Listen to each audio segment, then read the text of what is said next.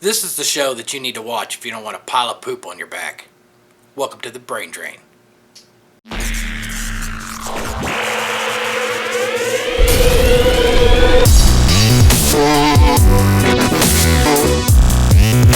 Hey guys, welcome to the Brain Drain. I am the Hooligan. I'm the Colonel. I'm Kelly Fink. Oh, hey Kelly, how are you? What are you doing here? This is a show where we take everything that goes on in these brains, put them right out there for you. And hopefully it makes sense, because sometimes it doesn't to us. But anyway, we're here at the Music Box with Kelly Fink, who's seen some interesting things, and we'd like to talk about, some of the stupid choices that people have made on tattoos, maybe piercings, who knows. But let's see what she's got to say. Colonel, do you have any weird piercings? Do you have like, No. I take you as the type of guy that might have like a down below piercing or something. No Prince Albert here. He's got the Jacob's ladder. Oh! Jacob's ladder. You must have done it. So Kelly, That was back in the day. I have tattoos, and I've got I've got a unicorn tattoo right here on my arm. I've made stupid decisions, but the people we're going to talk about today, they make really stupid decisions, and now they're famous for it. Mm-hmm. Yeah. Like for instance, Billy Gibby. He's the guy. A lot of you guys have probably already seen him. He's got sponsorships because he's a fighter, and he fights for good reasons. He fights to bring awareness to organ donors, but he rents his body out, his face, his chest, his arms, his butt, everything, to websites, to different promotions that sponsor him, and he gets their logo tattooed on himself. Some of the logos he's got on him, he needs to get his butt kicked. I agree. I agree. Look, we've got a picture. The first one he got was Golden Palace. And he's got goldenpalace.com in huge letters. We'll show it on the screen here, in huge letters across his back. Now, if somebody came in and they were like, I want to get this huge sponsorship tattooed on my back, would you get the story first, or would you just agree or disagree? What? I'd totally, I'd get the story first. And then I'd ask him how much he was getting paid. Right. And if it was a ton of money, I might jump on the bandwagon and do it myself. You definitely up your fee, right? Well, yeah.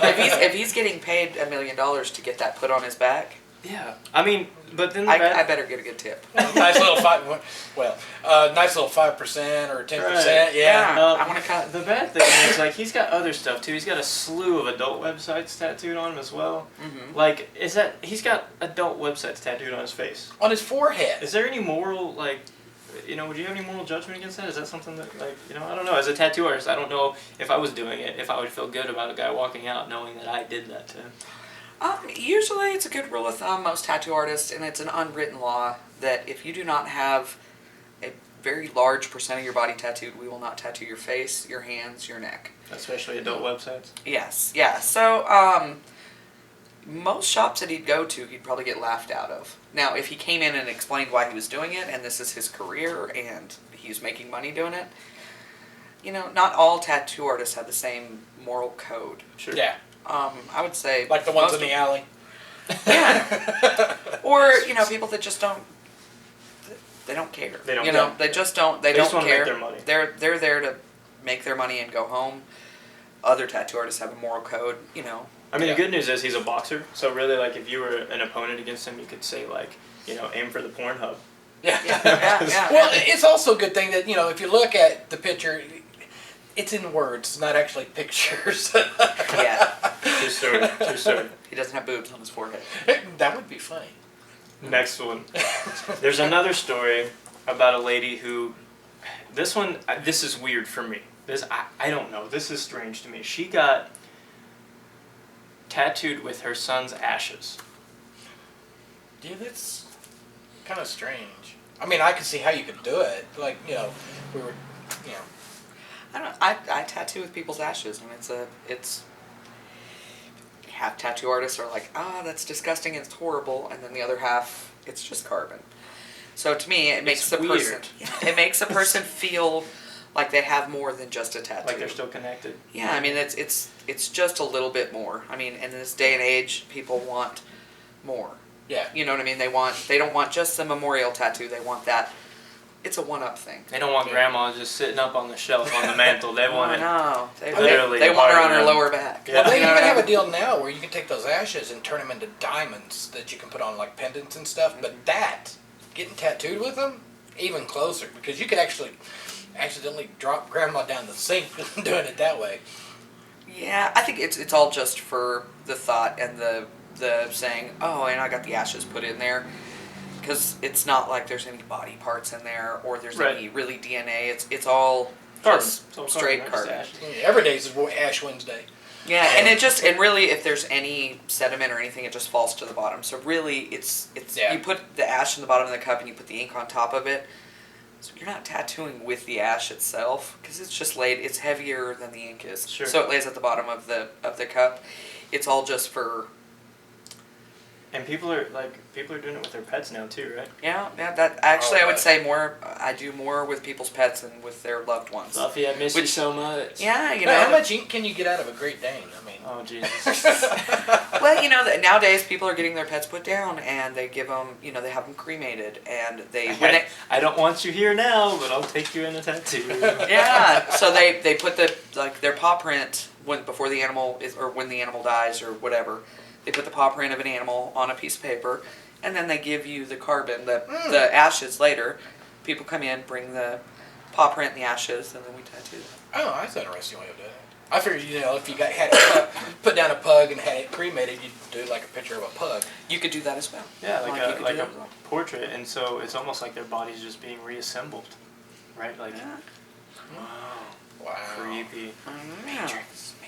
Oh, for those of you who don't know, I was a pro wrestler for 10 years, and this next one is super exciting to me.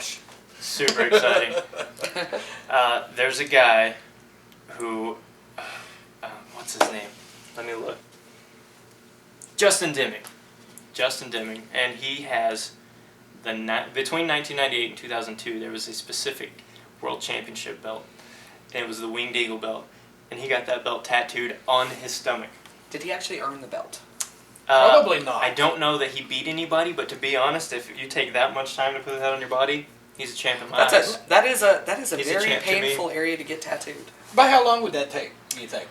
Does it go all the way around? I mean, like just what I see there is probably a good 20 hours. Yeah, it does. Wow. It goes all the way around. So that's probably about 30 hours. He can't unstrap it. Yeah. Well, I didn't know if it was just like there, and you know what I mean, like didn't connect in the back. And the sad thing is, like, he gets this, and he's a huge wrestling fan, and he goes to a lot of shows, but I don't think they gave him like free tickets or anything. Really? Like, that's really depressing. Like, I would think if I got that and showed up to a wrestling show, I'd be like, yeah, free tickets for life. And or even for a year, anything. My question is this: he's a wrestling fan. Yeah. And wrestlers wrestle with no shirt on. Do you think they let him into the show with no shirt on? Like, he's showing his support. It looks like he's wearing his shirt there. He just lifts it up. Yeah. But, a lot of those places... Champ's gone wild. They have that crazy policy. No shoes, no shirt, no shears. But no shoes, no shirt, no service type of deal, Sure. But... Well, okay, so, Kelly, these are some things... These are people that have gotten kind of famous off of what they do. Is there anything you've seen locally or stuff that you've experienced personally that you've done where it's kind of like, that's a really dumb idea, you're going to regret that later, or like any cover-ups that you've done of people who have really crappy tattoos, any crazy stories? I cover up crappy tattoos on a daily basis. Yeah, I've seen some of the work. It looks It does. really great. You do a good job, and that's why we wanted you here, because we know that you do some good work, but that means that we also know that you've seen some shit. The problem is that the stupid tattoos that people get that are super regrettable are usually on my friends. Oh. And, you didn't do them though, right? Oh yeah, and I've done that. Oh, she did. She did. Yeah. For instance, there's a kid of mine, and I kind of call him my son. I kind of raised him, and I did a horrible job. But job security. Yeah. Well, he comes in and wants dumb shit, and he got like the little ISIS logo on his cheek. So I sure hope nobody knows who that is. Like the terrorist group logo? Oh yeah, he's all into it now, and I'm like, dude, you're gonna totally regret this. You're gonna die. You're gonna die. Yeah, don't go into no redneck bar, I tell you. You're right. Yeah, they probably don't even know what it means, so you know what I mean. It's a little moon with a star. Oh man, he really got that? That's Totally crazy. on his face, on his cheek, right here. Begged me. I was in the middle of a break in between tattoos, and he begged me to get it done. Now, originally that wasn't for ISIS. I mean, because that's just the moon and Venus, and that's a. It's a Muslim thing, right? Well, Well, no, yeah, it's that's- also a he's logo Muslim that's now. used for like tarot cards and stuff like Right. that as well. Yeah. Well, he's a shalama, whatever. He's all into it now, and I'm sure in about 6 months, Much respect to the Muslim community out there. Yeah, sorry. No, he's probably going to be going to church camp in like 6 months. I don't know. You know Muslim what I mean? church camp? On No, purpose? like Christian church camp. Oh. Like Oh, okay. he's all over the place. So he's not going handcuffed. Right. But if you talk to any tattoo artist in town, they know exactly who I'm talking about. And he's just known for doing dumb, sporadic stuff, and that's just him. Have you ever done more than one cover up on the same person on the same tattoo? Like, yeah, like covering up 3 tattoos at once. No, like covering up the same tattoo twice. Get one tattoo, cover that up, and then cover it up again. Yeah. And the reason I say that is because I saw a story the other day. It was somebody got a small, crappy Pokemon tattoo. It was Pikachu. And then they got a bigger version to cover it up. And then that one started fading and it was crappy. So they got a picture of Pikachu painting a picture of Pikachu. Oh, yeah, I saw that on the internet. Yeah. I saw that. I don't know. I didn't know if that was a regular thing or if It's Pikachu's regular. special. There's a guy coming in today at I don't know, I think it's at 4. I'm trying to look over at the receptionist to figure out when. But he's got a name on his chest, and he made an appointment for today, and he's getting it covered up with another name. And I was just like, You should just did get you the, learn your lesson the first the time? void stamp. I've seen that one a few Yeah, times. well then he tells the story, and it was his wife's name, and she died. Now he's Oh! married again. Oh, I'm the asshole. so a That's what I was circle like, with a really? line through it then. Yeah. No Yeah. more. Yeah, but I just Whoops. thought, well, why? She's dead. Keep her name there and Right. put the new wife's name. But I On guess the other side. Yeah. now he's covering it up with You should just with a new mark name. the old wife's name out and put the new one. Put a line through. Round 2, fight. It's kind of like that one tattoo that we saw. The girl had the many names of guys on her shoulder. And And each one it was had a like line the through each to-do one. list. Yeah. Yeah. Pretty much. So people, when they want to get tattooed, usually it's to memorialize some kind of thing that's going on in their life, and something, and it's very important to them. But in 10 years, it's really usually not that important to them anymore, like a name or Sure. an Right. event or whatever. And that's usually when they want to get them covered up. So Yeah, try but- to talk people out of doing that, and they're usually headstrong about, oh no, they They want to are. put their They are. girlfriend, a guy comes in and he's like, she wants my name on her neck right here. Well, she can talk for herself. I saw like- a picture the other day where Yeah. a girl got her boyfriend. They've been dating for like a month, and she got her boyfriend's name tattooed across her face, like on her cheeks. Yeah, it's insane. Yeah, and she's pretty too. I saw that picture. She was a pretty hot. girl. Yeah, pretty She's- girl. So not any longer. I mean, you got the No, now she freaking looks- Groucho Marx mustache Pillow. tattoo. Pillow. Yeah. Well, they all look the same with the lights off. But Well, go ahead. is it easier now with the new inks that are out? I mean, I know they got like brighter color inks.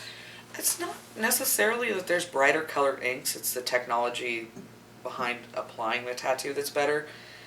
Most of the inks are the same as they were 20 years ago. I Oh, mean, there okay. are new lines that have come out with different colors, but like aftercare, there's a lot of different things that go into it. Applying the tattoo is more of an art form now than it was, Oh, that's good. 30, 40 years ago. So the inks really haven't changed all that much, but the technology as far as art being applied, like putting a base color on the bottom of it, and your Oh. color saturation, it's more of a technical thing. Sure. Let's go with the burnt sienna first. Yeah, well, it's all You made more mistakes. technical. Those are birds now. We'll make those birds. Yeah, they're all birds. Yeah, what's it? Thank you, that Bob thing- Ross. Exactly, Bob Ross.